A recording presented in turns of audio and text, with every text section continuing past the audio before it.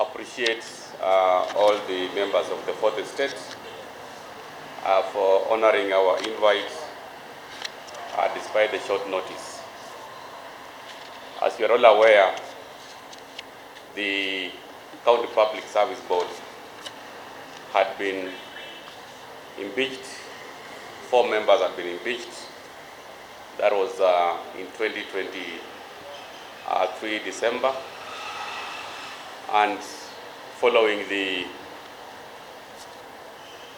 Court of Appeal upholding the impeachment, it required that we move quickly and have the recruitment process started and concluded for us to embark on making sure that our people get the services required by the County Public Service Board. We've had a recruitment process that has been competitively done by a selection panel that was approved by the County Assembly. And pursuant of the provisions of Section 58, subsection 7 of the County Governments Act of 2012, and Section 6, subsection 2 of the Public Appointments County Assembly's Approval Act of 2017, I hereby nominate the following persons to the position of the chairperson and members of the Kakamega County Public Service Board. Number 1, the chairperson that has been nominated, whose appointment will be subject to the approval by the County Assembly, is Mr. James Robert Wakungwi Sakwa. He has been nominated as the chairperson of the County Public Service Board. We have 3 members. The first one is Mr. Rafael Milikau Otalo, has been nominated as a member of the County Public Service Board.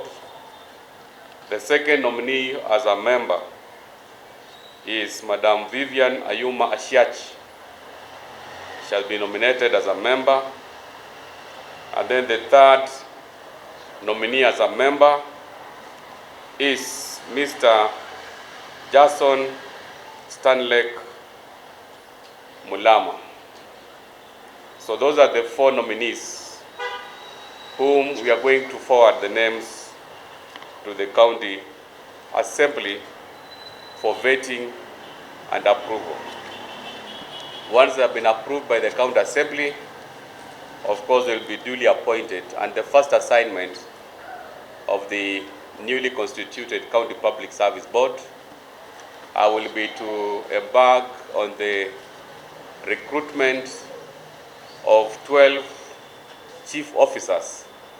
You're aware that we still have vacancies for chief officers, and they can only be recruited by the County Public Service Board. So I thought it's important, for purposes of information, for the members of the fourth estate and the entire public to know that we have now set a stage of making sure that our County Public Service Board is fully constituted, and then thereafter we now give them the mandate to start carrying out their functions. Otherwise, I want to thank you, and maybe if I may allow 1 or 2 questions, that is also in order, just to take this opportunity to appraise members of the fourth estate. Other members think through. I want to confirm that yes, we had that one incident that was reported by our county public health officers. The samples have been taken to Nairobi so that we have an all-inclusive report, because this is a matter that you cannot just as a county conclude. So once we get the report from the Ministry of Health, from the national government, then we are going to make it public so that we give an advisory that has been well documented by the Ministry of Health, the national office. Otherwise, as maybe other members think through, I also thought it's important just to highlight one issue with regard to the disbursements of funds from the national government. I know most of the counties have not received their disbursements from the month of February. March is overdue, and effectively now April. As a chair of finance, I just want to ask the National Treasury to expedite the release of the fund because so many functions in the counties are suffering. We have not paid contractors for quite some time, and this is affecting service delivery in the counties. That is something that we shall continuously call out to the National Treasury to expedite the issue of disbursements.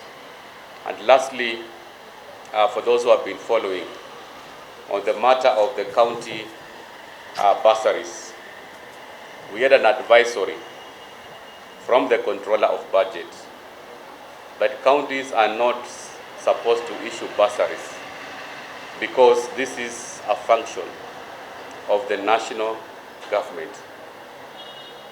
We went to court just to get proper interpretation of the matter, and just last week, the court gave us a reprieve to facilitate disbursement of bursaries for only this financial year.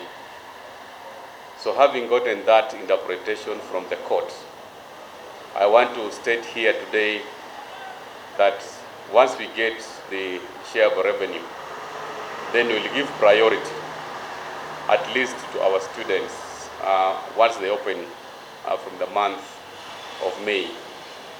But I know some politicians have taken advantage and started to mislead people that all counties are not giving bursaries because governors are misappropriating money.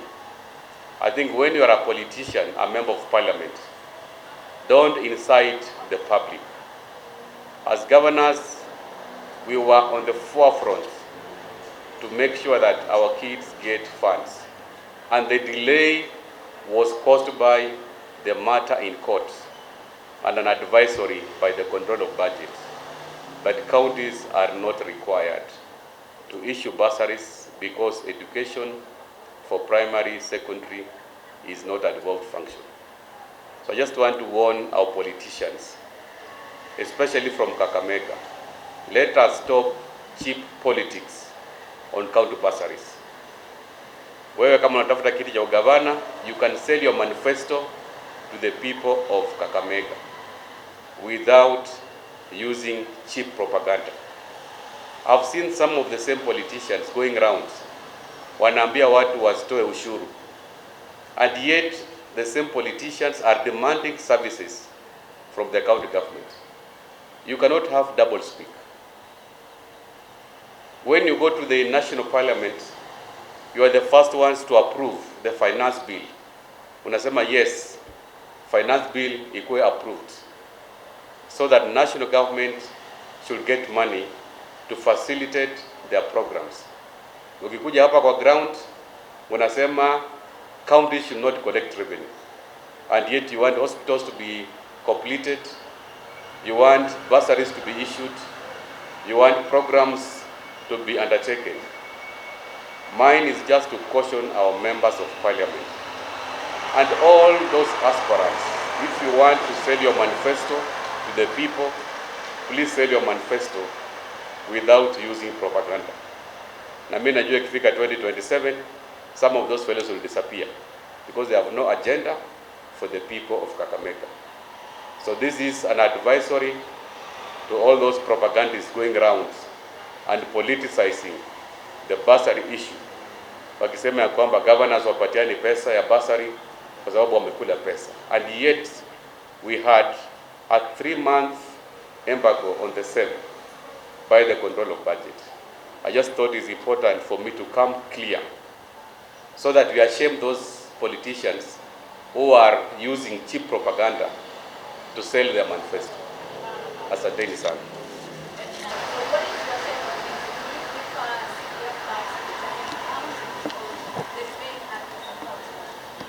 I think I'll be not able to comment on the CDF matter because that matter is in court, and I don't want to be called out on commenting on matters in court.